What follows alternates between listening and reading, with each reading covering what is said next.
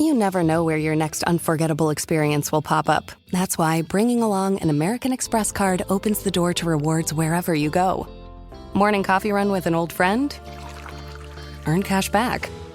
Weekend getaway? Earn miles. Dinner at the hottest restaurant in town? You get the idea.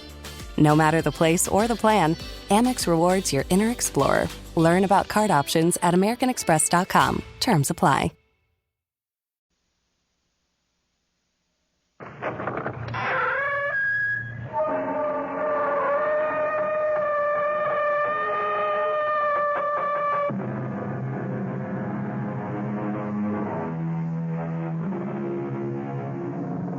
Come in.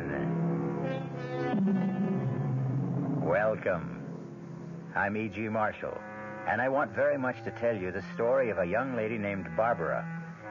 Everyone is more or less mad on one point, said Rudyard Kipling, the famous English writer. And I'm inclined to agree with him, since I myself am more or less mad on the point of mystery. But our sweet heroine's madness took a strange turn, as we shall soon discover in the unfolding of the tale entitled All Living Things Must Die. Our mystery drama, All Living Things Must Die, was written especially for the Mystery Theater by Elspeth Eric and stars Mercedes McCambridge. It is sponsored in part by the Kellogg Company, makers of Kellogg's Special K cereal, and by Anheuser-Busch Incorporated, brewers of Budweiser. I'll be back shortly with Act One. Great taste in the morning. Kellogg's has that wholesome taste to get you up and grinning. This is Jerry Crawford for Kellogg's Special K. You know, for years we've been talking about the Special K breakfast, a great way to start the day if you have a weight problem. You may have seen or heard our latest commercials, which symbolize the problem of being a few pounds overweight by using this ball and chain. That's the sound effect. But so many people have come to know the Special K breakfast that can help solve weight problems, they sometimes forget that Special K is America's favorite high-protein cereal. It has 8 essential vitamins and iron, and so delicious that lots of folks, kids as well as adults, eat Special K just for the sheer good taste of it. So we don't want you to think that you have to wear a ball and chain to eat Special K. All you need is an appreciation for the finer things of life, a 1-ounce bowl of Special K, 4 ounces of skim milk, tomato juice, coffee, and maybe a little sugar. The Special K breakfast can help you lose weight all by itself, but it really is a good start. No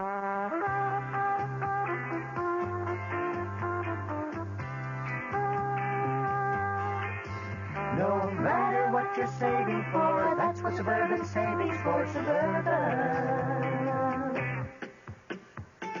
Suburban Savings offers you an easy way to borrow without touching a penny in your regular savings passbook account. Just let Suburban loan you the money. It's called Suburban Savings Passbook Loan. You can borrow up to 90% of the total amount you have on deposit at reasonable rates, and you can pay off your loan at your convenience. When your loan is repaid, you still have all of your savings intact, plus interest. So if you need money, why not take a loan from Suburban without touching your savings? Suburban Savings Passbook Loan in New Jersey at Bayonne, Edgewater, Elmwood Park, Emerson, Hackettstown, Morris Plains, Nutley, Paramus, and Sparta.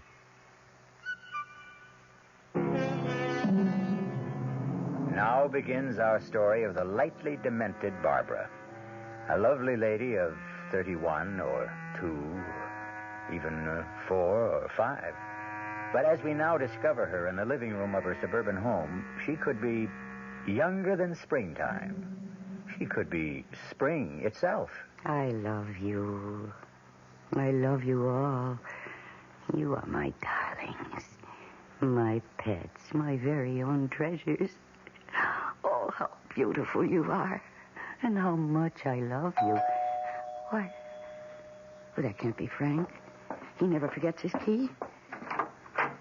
Oh, it's... Johnson, ma'am. Detective Sergeant Johnson from the other day. Oh, yes. Come in. I didn't realize you'd be back. Well, I was just checking up. Had any more of those obscene phone calls? No, not one.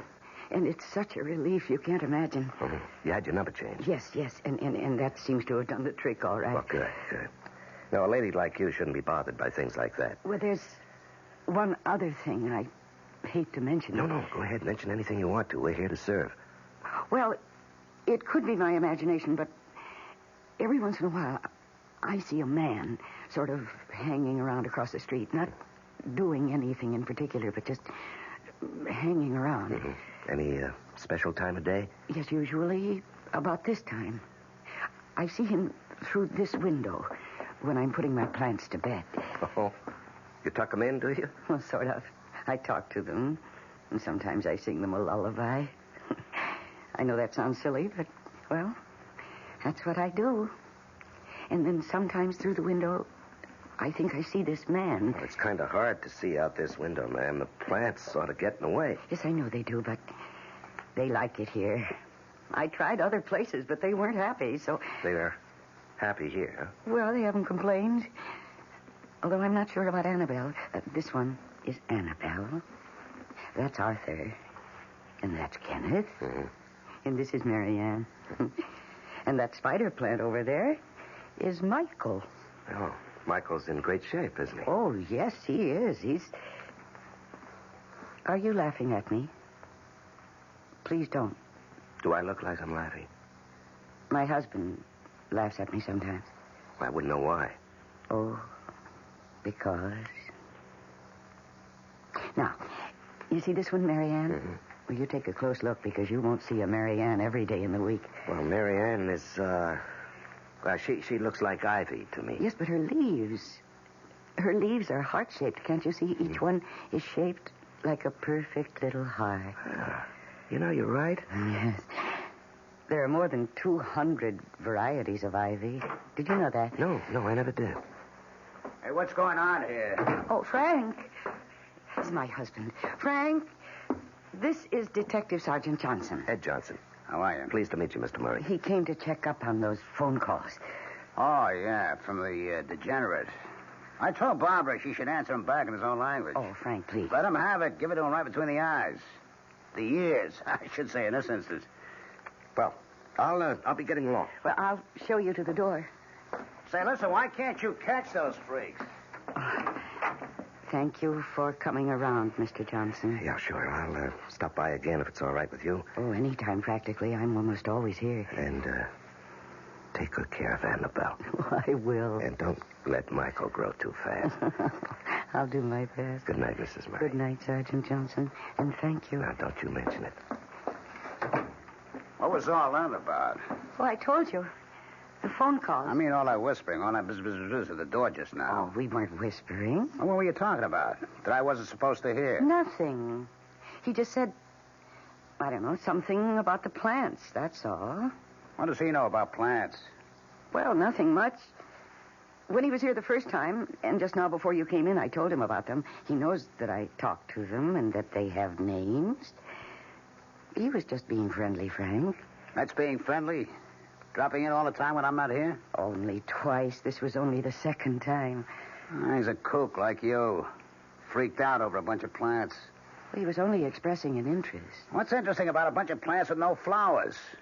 Look at them. They take up the whole window. You got them strung all over the place, up to the ceiling, hanging down. They're vines, Frank. There's silver lace and philodendron and ivy. Oh, whatever they are, they're dumb. Plain dumb. I wouldn't object to a nice pot of tulips, something like that, sitting on a table. Like a nice spot of color or a hyacinth. They smell good. But these things... Don't hurt them. Don't. I got no use for them at all. Get rid of them, why don't you? No, never. You can't make me. Oh, boy, you sure cry easy. What did I say was so terrible? You said get rid of them. Well, all right. Forget I mentioned this. What's for dinner? It's Swiss steak.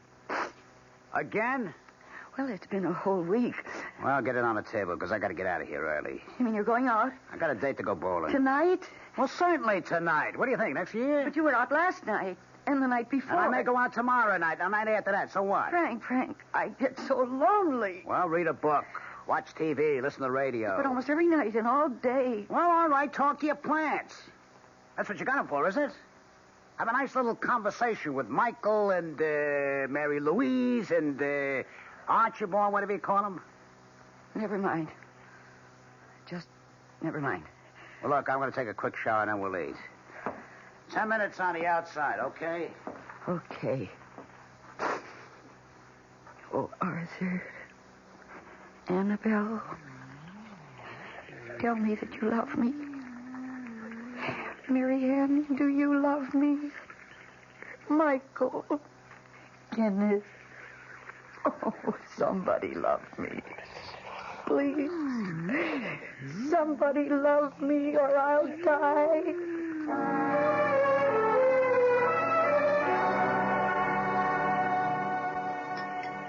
Hey, that Swiss steak wasn't bad at all. Thank you. Got any dessert?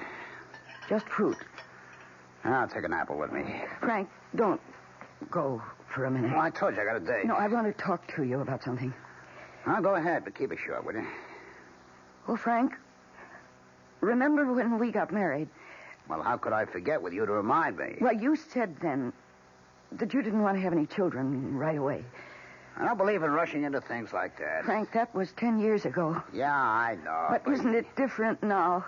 Well, not necessarily. I mean, I think I'm too old for kids. Oh, you're only 45. And by the time my kid grew up, I'd be an old man. No, not really old. Well, aren't you kind of old to be having a kid for the first time? Frank, lots of women have children at my age. Lots of them. I don't know if it's safe. Yes, it is. It happens all the time, and I'm very healthy. I'm very strong. You don't look too strong. Well, I am, because the doctor said so. When did you go to see a doctor? Last week. I don't like you doing that without asking me first. Well, I wanted to be sure before I talked to you. And the doctor says it'd be perfectly all right for me to have a baby. As a matter of fact, he said it'd be the best thing in the world for me. Well, I can't see it. On account of the loneliness, Frank, I don't think you realize how lonely I get. That's why I talk to the plants and sing to them. Because I haven't got anybody else. Well, make some friends, why don't you? That's not easy for me. Well, why not? I do it all the time. Anyway, it's not the same as having somebody right here in the house with me all the time. It's not the same intimate kind of thing. If I had a baby, oh, Frank, I wouldn't ask for anything else ever. And I'd give that baby so much love and attention. It would grow up to be the most marvelous person because it would know from the very beginning that it was loved and wanted. Oh, so much wanted. Well, I don't want it. You got that? A kid is the last thing in the world I want. Please. No. I live in this house, too, you know.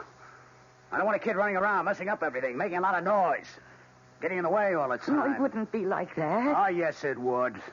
No, I won't have a kid messing up my life, and that's final, so forget it, huh? You hear me? Forget it. Put it out of your mind. Okay? Well, I gotta get going. Guys are waiting for me at the bowling alley. Frank.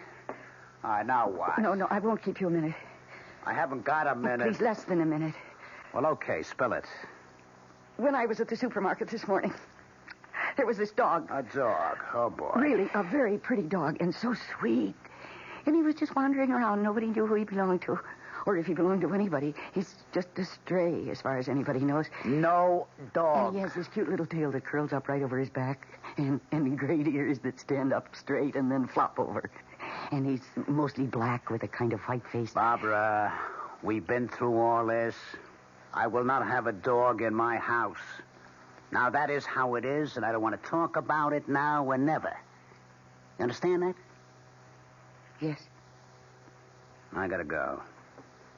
Frank? I said I gotta go. Just one more thing.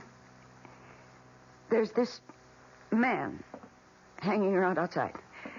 What man? Hanging around where? I was telling Detective Johnson about it. This man sort of hangs around across the street. And I thought, if he's a prowler or a dangerous kind of person, well, a dog would be protection for me, see, when I'm alone. What makes you think this guy's dangerous? I don't know that he is, but every night now when I'm watering the plants just before you come home, I can see him through the window, just sort of standing there and looking around. This window? Yes. He looks kind of shifty, Frank. And if I had a dog, I'd feel safe. I can't see it. Yes, right across the street. I can't see on account of these dumb plants. Don't hurt them. Why do you have to grow them so damn Well, long? just part them very carefully. Here, let me. Oh, no, I can do it. There. Can you see that man? I see him. Barbara, you're a nut, you know that? Why am I? That's the guard they hired at the high-rise. They pay him to watch the building. Of course he's here every night. That's what he's paid for. I didn't know that. Are you trying to con me into letting you have a dog for protection? Well, it won't work, Barbara. The answer's still the same. No dog, no baby. Just be happy with these dumb plants. They're bad enough. Taking out the whole bloody window, spilling all over the place. I hate you. Yeah, look, I'll let you keep them. I hate you. I wish you were dead. What did you say? I said I hate you. I wish you were dead. Did you really say... Hey, what? Hey, what's this? The bloody plants are on my neck. Hey, Barbara, they're all around me. They're choking me. I can't get them off. Hey, Barbara, they're too strong. Barbara, don't stand there. Get them off. No. Get the scissors.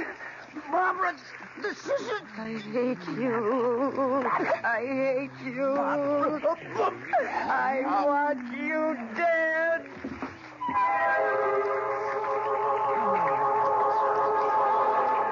We'll return shortly for the second act of All Living Things Must Die. Hi, I'm Goldilocks, Ms. Goldilocks, if you please, and I'm a professional taste tester. Here at my taste test laboratory, that's TTL for short, I taste test everything from porridge to diet drinks. Actually, there's not that much taste testing in porridge these days. There used to be. Once upon a time. I mean, that's how this Ms. got into the biz. But lately it's been diet drinks. I mean, with so many diet drinks going sugar-free, I've been really busy conducting taste tests. A rather unbearable assignment, to be sure.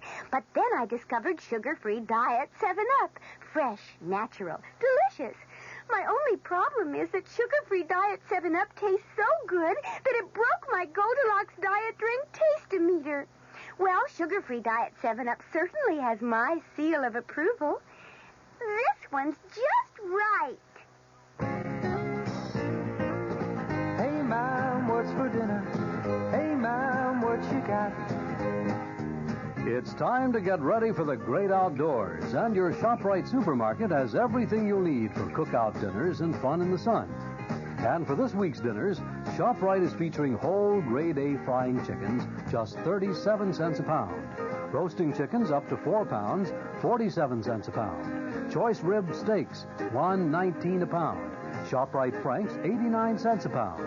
Get all your outdoor cooking equipment and many great food values at your ShopRite supermarket. She loves the family. She wants the best. She does all that she can do. She lets ShopRite do the rest. Hey, Ma, what's for dinner?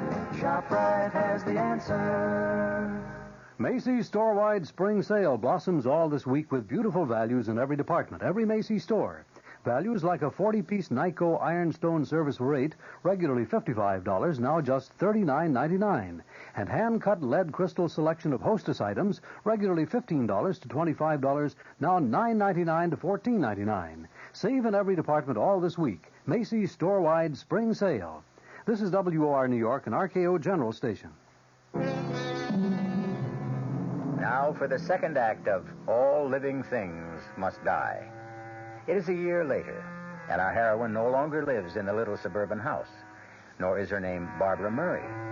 She lives in a cheery little 2-room apartment, and she is married to Detective Sergeant Ed Johnson. But Kenneth and Arthur and Mary Ann and Michael and Annabelle, all the plants are grouped together in the largest window, and all appear to be in the best of health. Baby boat's a silver moon sailing on the sea. Oh, he's home. Ed? Hello, sweetheart. Hello, darling. Hey, watch out. What have you got there? Oh, just a little addition to the family. What? What is Well, it? let me get the paper off, will you? Okay. How's that, huh?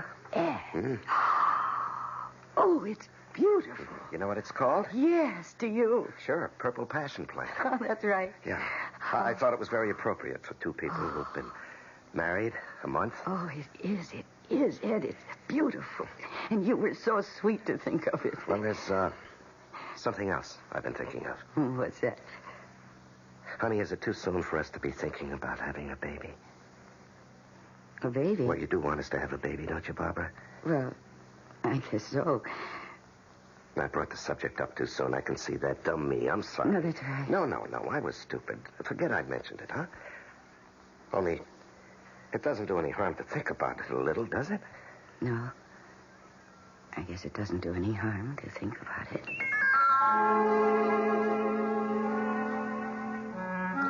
Oh, Cleopatra.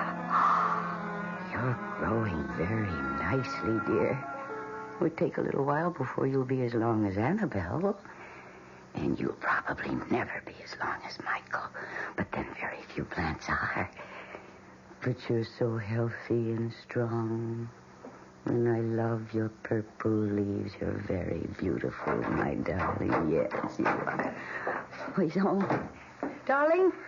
Darling, you're home. Yep, I'm home. Hey, look what I brought with me. Why? Oh, no, it's a dog. Uh-huh.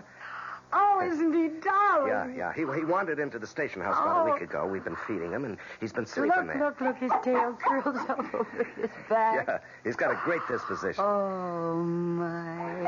Doesn't he belong to anybody? Well, we advertised in the paper 3 days running. Nobody answered the ad. You mean he's got no home? Nobody wants him? Well, not unless you do. You mean I can have him? He can live here with us? Well, would you like that? Oh, yes. Dog, I guess you got a home. Oh, I love him. Dog, you got yourself a mother. Look at him. Look how he's looking at you. Yeah. Come here, dog. Come here. Oh, he loves you. You can see it in his eyes. He just loves you. Well, I'm his father, aren't I? Hey, dog, do you love your father? Of course he loves you. How could he help but love you? How could anybody help but love you? Well, there's only one person has to love me. That's you. Uh-huh. But you have to, baby. It's absolutely necessary. It's essential that you love me, because if you don't, it's the end of me. Oh, Ed, I love you so much. I can't even talk about it. Just believe me. I love you, and I love you, and I love you. When you're here and when you're not here, and when you're asleep and when you're awake, and when you talk and when you don't talk, and when you look at me and when you don't. I love you all the time. Hey, that's a lot of love. I've got more. More? Anytime you need it. Barbara. Honey, look, we've been married better than half a year now. When are we going to start having a baby? Oh, I don't know. Pretty soon? I guess. You want one, don't you, honey? Yes. Well, when do we? Well, sometime. Well, sweetheart, we're not kids anymore. I know that. You think I'm putting the pressure on you? No, I shouldn't do that. I didn't mean to. No, that's all right. No, I won't do that anymore. You just got to tell me when you think is the right time. I won't bother about it anymore. Oh, Ed, Now, what are we going to name the dog? I don't know. How about Cuthbert or Lance? Oh, no, I don't think so. Herman? Dwight? No, I don't want to give him any name like that. I want to call him what you called him. Me? I never called him Yes, you anything. did. You called him Dog. That's what I want to call him. D-A-W-G? Dog? Yes, come here, Dog. Hey. Oh, what a lovely dog you are, Dog.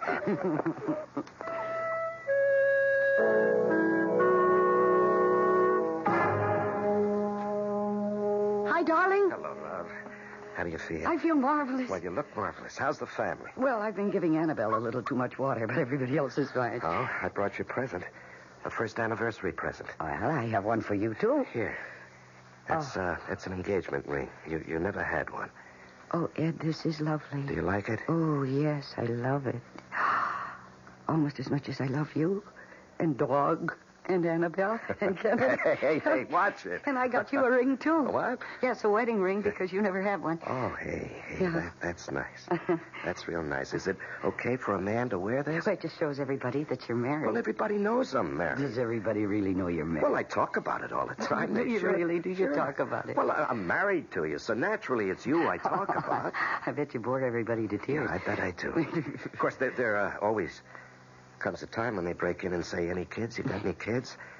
Yes, I suppose they do say that. And, of course, I say no, and they say, well, why not? And I don't know what to say. Ed, I'm so sorry. Honey, why not? You have to tell me.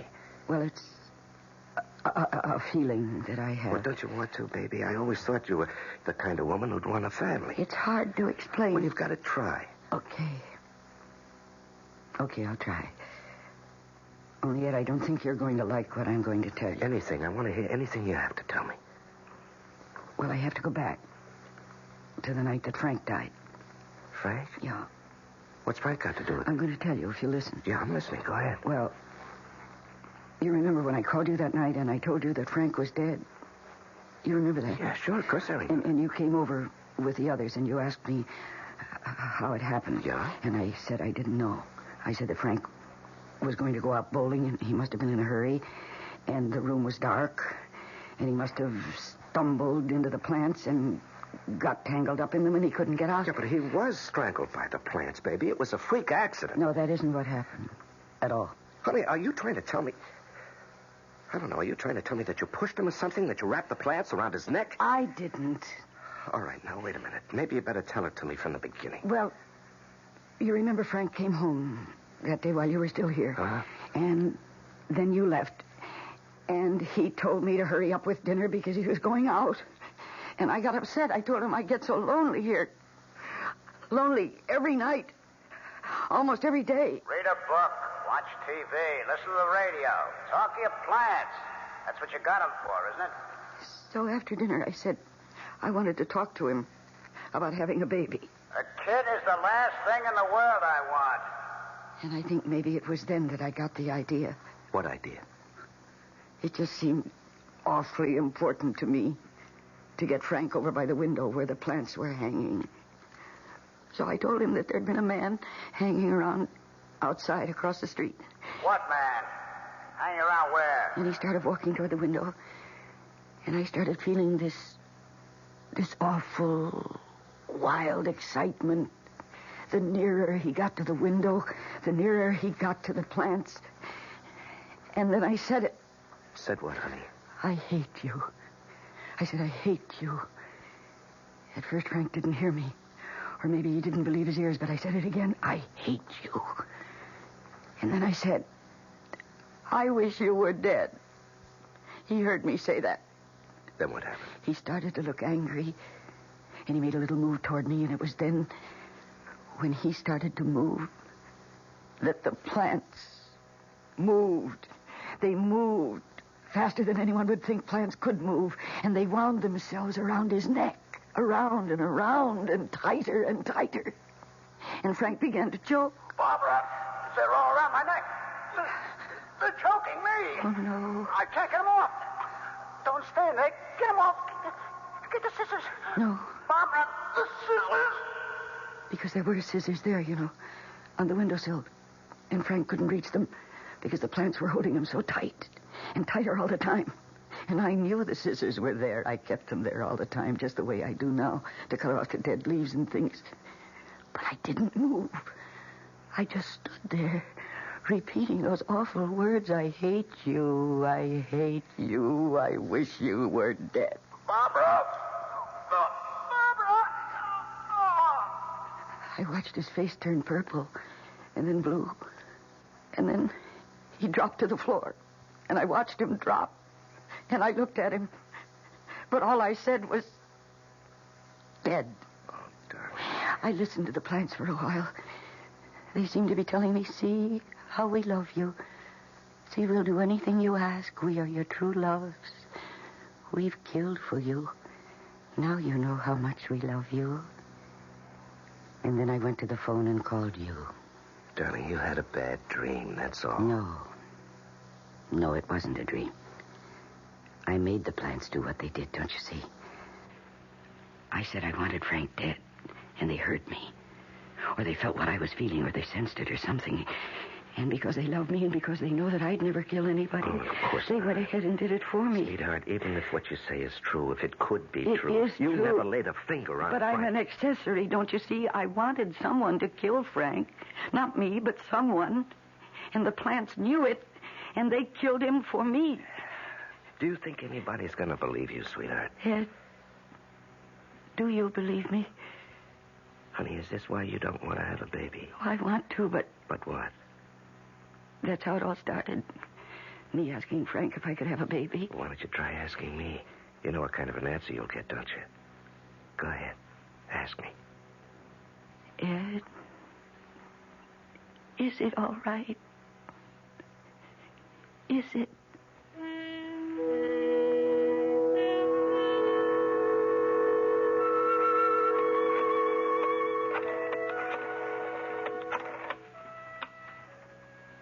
Hello. This is Mrs. Ed Johnson. Yes. Well, I saw the doctor a couple of days ago, and he was going to have a test made to see if I... Oh, you can't tell me. It is? Really? Really? Oh, yes, I believe you. Thank you very much. It's true. It's really true, dog.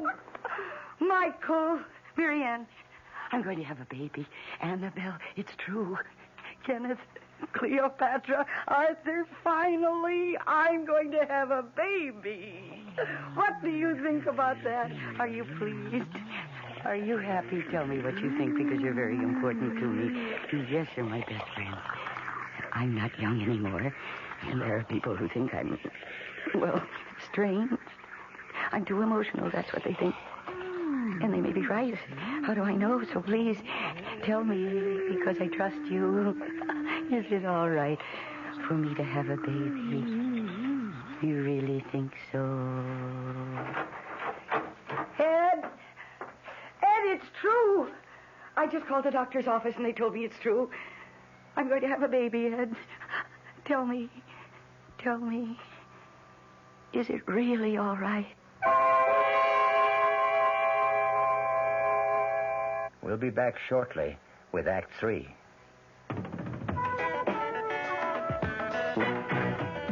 When you say Budweiser, When you say Bud, you've said a lot of things nobody else can say.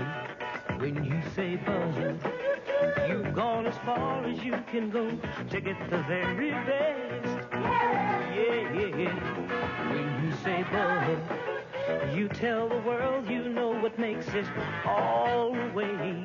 When you say Bud, you say you care enough to only want the king of beer. there is no other one. There's only something less. Something less. The king of beer is being all the rest. When you say Budweiser, you said it all. You said it all. Anheuser-Busch, St. Louis.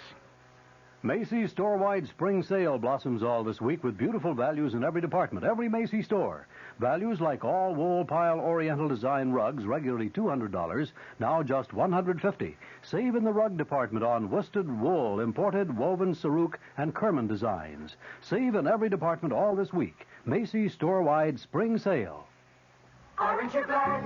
Aren't you glad for things that make a happy day? Aren't you glad?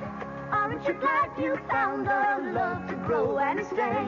Aren't you glad that we're pulling together? Aren't you glad that we're feeling free? Aren't you glad? Aren't you glad? Aren't you glad? Aren't you glad? Aren't you glad?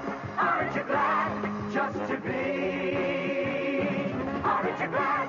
Aren't you glad for feeling cool and clean all day? Aren't you glad? Aren't you glad you've done your best to stay that way? Aren't you glad that we're getting together? Aren't you glad that the people smile?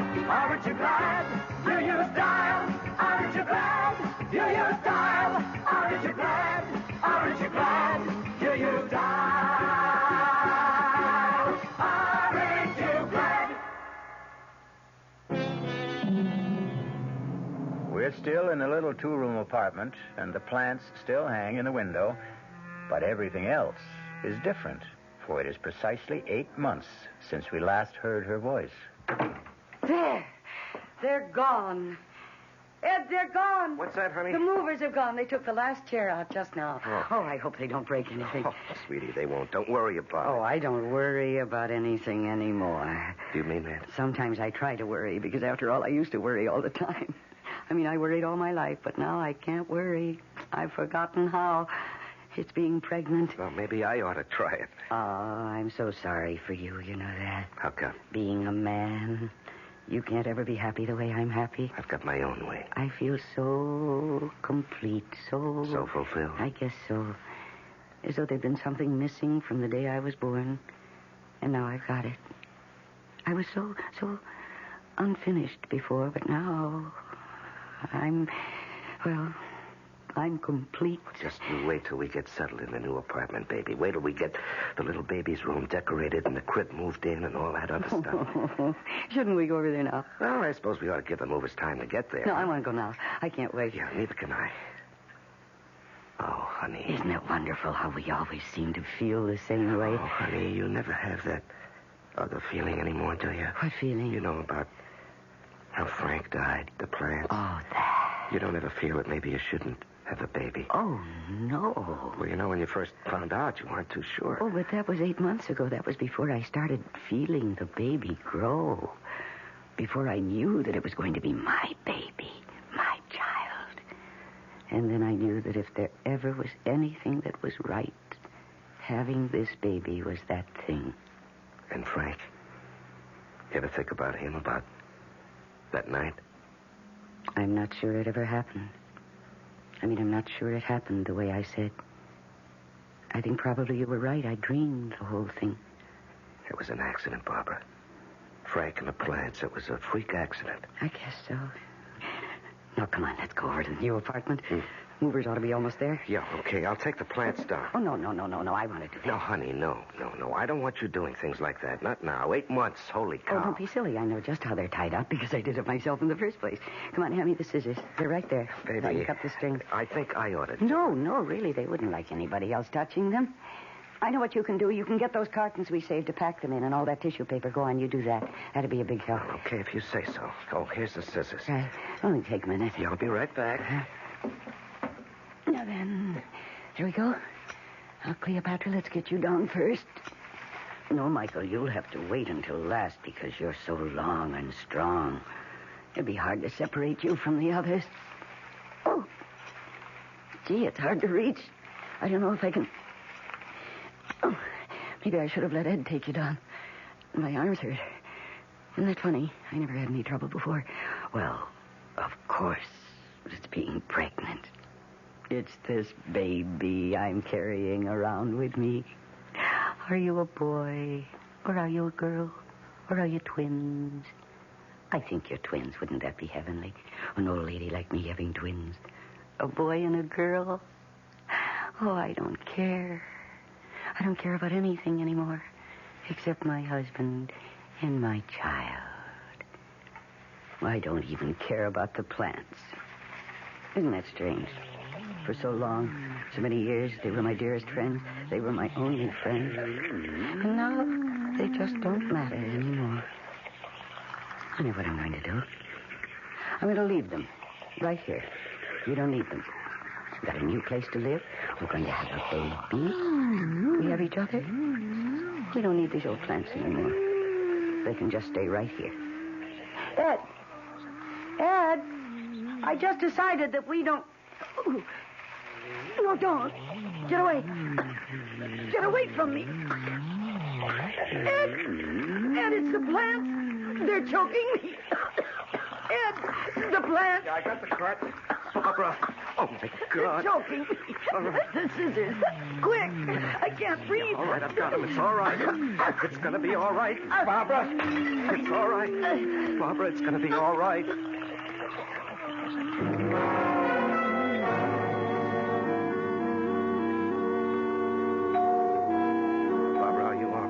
What'd the doctor say? He says I'm all right. I can go home. Did you tell him? How could I tell him? I made up something. I said I got tangled up in the clothesline. That was the first thing that came into my head. Anyhow, he didn't ask me many questions because he could see that I wasn't really hurt. I was just scared. Oh, you sure had me scared. Well, they didn't hurt me much, really, the plants. Well, why should they hurt you at all? You love those plants. Ed. While I was taking them down, it was harder than I thought it would be, and my arms got tired. Well, I told you to let me do it. And I stopped for a minute, and then I thought, why am I bothering with these plants? Taking them down and carting them to the new place and then putting them up all over again. So I thought, I'm not going to do that. I'm just going to leave them. I'm happy. I've got everything I want. I don't need them. I even think I said that out loud. And they heard me. Now, Barbara. But it wouldn't have made any difference. They didn't have to hear me say it out loud. Because they knew what I was thinking. Honey. No, you see, you can't live that close to somebody for so long and so close without knowing what she's thinking. And they knew that I was going to go off and leave them. After all our years together, I was going to abandon them. I didn't care anymore what happened to them. And they knew that. Oh, no, it's just hard to conceive of plans. They wouldn't have killed me, Ed. They didn't even really mean to hurt me. They were just saying, don't go. Or if you must go, take us with you. You can see that, can't you? All I know is I came into the room and I saw you with the vines around your throat and you were saying, choking me, get the scissors. Well, I got those scissors so fast, they were right there on the windowsill, and I cut those vines so fast. Boy, you had me worried, baby. Oh, you must have fainted by then. Yeah, and I picked you up and put you in the car, and you came to before we got to the hospital. And here I am, and I'm all right. Yeah. Barbara, you don't suppose I hurt the plants, do you? I just slashed away. Well, I don't suppose you cut them down very carefully. Oh, heck no. Oh, they'll be all right. I'll trim them properly when we get back. You're not going to leave them there? You're going to take them to the new apartment? Yes. Yes, I am. I don't know what I was thinking of. How could I just go off and leave the things that I've loved and that have loved me? I can't walk out on them. I forgot that. And they were trying to remind me. Yeah, I guess you're right. But then you always are. Well, I'm right about this. Yeah. Well, let's go, huh? Yeah. Oh, poor Cleopatra. Why, poor Cleopatra? Well, I knocked her on the floor. You what? Yeah, when I was trying to cut you loose, I knocked Cleopatra on the floor, broke the pot and everything. You mean she's lying there? The pot is broken and she's lying there on the floor with no dirt? Yeah, I guess so. Oh, Ed, come on. Now, Barbara. No, hurry up. We've got to get there before she dies. Look, honey, please, let me do it. There she is. There's Cleopatra. Let me do it, honey. You just stay there. Let me Look pick out, her up. Ed. They're angry. Ed, they're coming for you. No, it's all right. Ed, please get out of the way. Stand back. Let me do it. You think they're going to let you do it? Of course they are. Of course they are. Aren't you, my darling? Aren't you? Ed, hand me that earthen pot, the one right there. No. Your roots haven't been out of the earth for very long, my love. Now, gently. No, I'm not hurting her. See, Michael? I'm being very gentle. I'm putting the good earth in the pot. See, Michael? Ed, get me some water, just a little. Honey, I don't like leaving you Don't here. be silly. I'll be perfectly all right. Okay, I'll be right back. Now, you see, Michael? I'm scooping up every last bit of the nice brown earth, and I'm sifting it through my fingers. See, Annabelle? See, all of you? Oh, very carefully with the beautiful, loose brown earth. Here you are. Now, we put a little water in. Not very much, because the earth wasn't very dry. There's some plant food on the windowsill. Yeah, I got it. Here you are. Now, we mix just a little of it into the soil. There we are, like that. And now, Cleopatra, my love, let me pick you up. I'll hold you for a second. And don't be frightened, my dear. No. And put your little roots into the dirt. Very gently, very carefully. And press the dirt down around them. And then we add the rest of the dirt, almost to the top. And we press it down. Not too hard, just enough to make you feel safe. Secure. There we are. You see, Michael? Marianne? Annabelle, see? She's going to be all right. You think she really will be? Oh, yes. Yes, I'm going to set her here on the windowsill. And let the sun pour all over her. Well, shouldn't you start taking down the other plants? No, not yet. They've had an awful shock. Yeah, but, honey, the furniture movers at the other apartment, they must be going crazy wondering where we are. Well, you go. You take the car and go over there. What about you? Come back for me later. Okay. Like, in an hour? Well, make it a couple of hours. Okay, baby.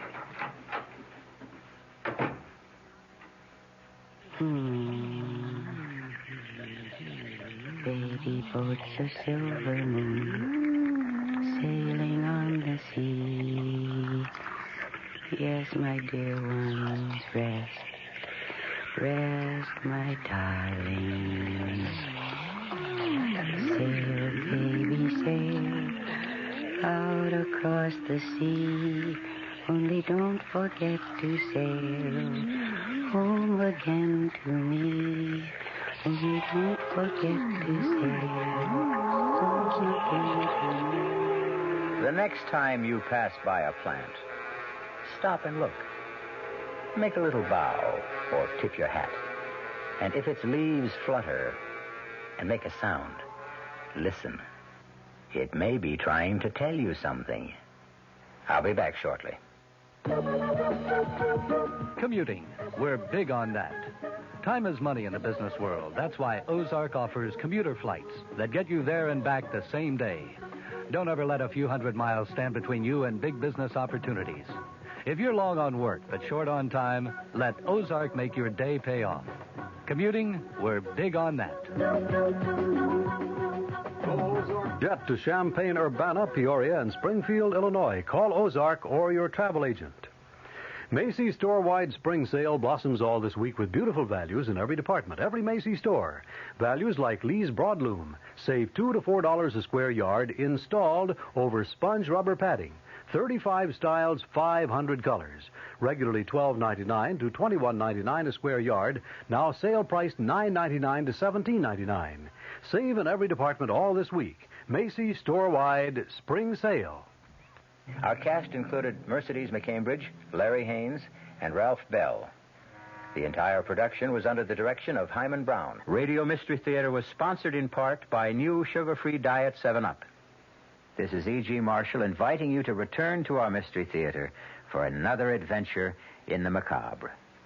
Until next time, pleasant dreams.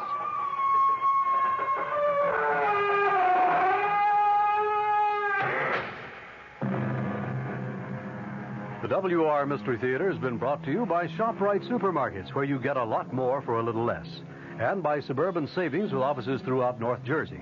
The preceding Mystery Theater program was furnished by the CBS Radio Network.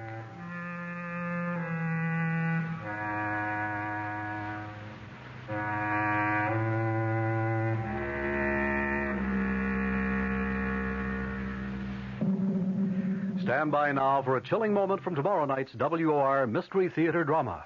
You belong to her now, Claude. You belong to Venus. What are you saying? You made a vow to the statue. I was only joking. We were all only joking. Perhaps. But she took it seriously. But it's only a statue. It's the statue that stood in the shrine of the Temple of Venus. It is the Venus herself. But what does she want? She wants you. I didn't mean it. You saw it was all in fun. She wants you, Claude. She wants to love you. And then, as she's done so many times in the past, she'll kill you. Tomorrow night's thriller is called Venus Deal. It features Norman Rose and Joan Lovejoy and will be heard following Fulton Lewis at 7 o'clock right here on WOR Radio, the talk of New York. Boy, if the old-timer Horatio K. Boomer and Wally Wimple could see me now. Fibber McGee back on the radio right here from 79 Wistful Vista with a brand-new program where I'm going to bring back the great old radio shows from way back. Shows like Mr. Keene, Lum and Abner.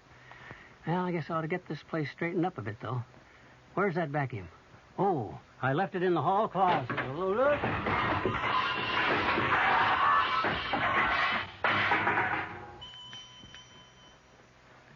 Hear the good old days of radio tonight at 9:05 right here on WOR New York and RKO General Station. I'm Fulton Lewis in the Mutual Broadcasting System studios in Washington, D.C. Now, my commentary. President Nixon goes before the television cameras and radio microphones tonight to explain to the nation why he will only partially comply with a House Judiciary subpoena for tape recordings of some 42 White House conversations. It is not known just how partial the president's compliance will be. Most bets are that he's going to deliver some of the tapes in their entirety. Others may be edited with discussions which the president feels are not germane to the House Committee's impeachment inquiry excluded. In some other cases, Chairman Peter Rodino's panel may just get written transcripts of the tapes, not the tapes themselves. Knowing that that would not satisfy the Judiciary Committee, Chairman Rodino has said that he will be satisfied with nothing short of complete compliance with the subpoena. President Nixon tonight is likely to strike out at some happy middle ground, or a middle ground that he thinks would be happy, selecting perhaps some mutually acceptable third party who would vouch for the authenticity of the transcripts and who would ensure that any areas which are edited out are in fact non-germane. Again, though, that is not likely to satisfy the Judiciary Committee, which has insisted all the way along on getting only the original materials. The President, of course, has until 10 a.m. tomorrow to formally comply with a subpoena. It is an unprecedented situation in which a House committee is clearly treading on what some constitutional attorneys regard as sacred executive territory. The Constitution, remember, establishes 3 separate but totally equal branches of the federal government. Each has a right to remain aloof from the other. The President, in other words, if he so chose, could probably duck behind the so-called executive privilege in refusing to even partially comply with a House committee subpoena. It would be a contest that would eventually wind up in the federal courts, no doubt the Supreme Court. And technically, even if the Supreme Court were to side with the Congress, the President could just challenge the court to enforce its ruling, knowing full well that the Supreme Court has no enforcement powers. You can be sure, though, that even though these options may have crossed Mr. Nixon's mind at one time or another, they have never been seriously contemplated. There is an element of politics in his present dilemma. An impeachment threat is breathing heavily down his neck. He must be certain, on the one hand, that in responding to the demands of a panel of the House of Representatives, which has been charged with the initial impeachment inquiry, he does not establish any precedents which would do irreparable damage to the doctrine of separation of powers. The President must be equally certain, on the other hand, that he does not go so far down the road of executive privilege that he waves a red flag in the face of a potentially bullish Congress, angering it to the point where, for sheer spite, it might remove Mr. Nixon from office. Well, yesterday, a jury in New York acquitted the 2 men who were at the top of the official totem pole throughout the Watergate scandal. The 2 men who, it was widely charged, were more to blame than any others. Charges of presidential guilt have always been conditioned on the degree to which Mr. Nixon may have known about or cooperated with men like former Attorney General John Mitchell and former Commerce Secretary Maurice Stans in their quote-unquote crimes. Well, after a long and heated and belabored trial, it turns out that a jury in New York feels that neither Mitchell or Stans did commit those crimes. They were not guilty of 9 charges of criminal conspiracy. They were not guilty of lying to a federal grand jury in connection with a secret $200,000 cash contribution to the president's 1972 campaign. With that court decision, the bottom literally dropped out of the case against President Nixon. How on earth could the president possibly be guilty of some criminal cover-up of a crime if a court feels that a crime was not in fact committed? Granted, the acquittal of Mitchell and Stans yesterday does not completely absolve Mr. Nixon. There remains hanging the questions of H.R. Haldeman and John Ehrlichman and others, whether they tried to cover up the story of Watergate itself, and if they did, whether their actions in turn were done with the knowledge and blessing of the president. But remember, even if they are found guilty of criminal conduct, there must be further evidence beyond reasonable doubt, that there was knowledge and blessing from Mr. Nixon before the guilt can be assessed to him. Nothing short of that could, in the wildest stretches of the imagination, possibly satisfy the constitutional requirements for impeachment. And if public opinion has any influence on the jurors in the impeachment procedure, and you can bet public opinion will have a tremendous influence since those jurors are all politicians, members of Congress, well, the verdict yesterday in the Stans-Mitchell case is likely to have a considerable impact. It demonstrated clearly that at least a few charges of corruption within the highest levels of the Nixon administration in recent years were unfounded charges, and the public is bound to wonder, if Stans and Mitchell were accused falsely, isn't it just within the realm of possibility that President Nixon has himself been the victim of equally false accusations? That verdict in this respect is probably the first really good news that Mr. Nixon has had since the Watergate era started a long 15 months ago. These are the events that shaped the past few days. The events of the next 24 hours are likely to go a long way towards shaping the political destiny of Richard Nixon as a person, and with him, of course, the political destiny of our entire nation. They will be hours of great historical significance, great historical importance. Another key point in the Stans-Mitchell trial was noted today by the foreman of the jury that acquitted the 2 former cabinet officers. She said that she and her fellow jurors doubted the truthfulness of one of the major prosecution witnesses, former White House counsel John W. Dean III. Dean's credibility came in doubt, she said, when he admitted that he had pleaded guilty to a charge of obstruction of justice in the Watergate scandal, pleaded guilty in hopes of drawing a lighter sentence. Here in the nation's capital, Vice President Gerald Ford had some comments of his declaring that the jury's verdict in the Mitchell-Stans case, in the Vice President's words, says to me that John Dean's credibility has been severely eroded. It is John Dean, of course, who was the key witness against President Nixon. Indeed, when you get right down to it, he was the only witness who actually tried to implicate the president in any criminal wrongdoing at the Senate Watergate hearings. It is the same John W. Dean III who was slated to be a key prosecution witness in other cases which are still pending against other former high-level Nixon administration officials who have been accused of involvement in the Watergate scandal. You remove this John W. Dean III from the prosecution case, and that apparently is what the jury in the Mitchell-Stans case did, and all of a sudden you have a large sailboat with no wind in its sails. It's not going to go very far. Dean's credibility, rather his lack of credibility, was precisely what the Nixon forces hoped to establish, and apparently they have achieved that number one objective. From the Mutual Studios in Washington, I'm Fulton Lewis, and that's the top of the news.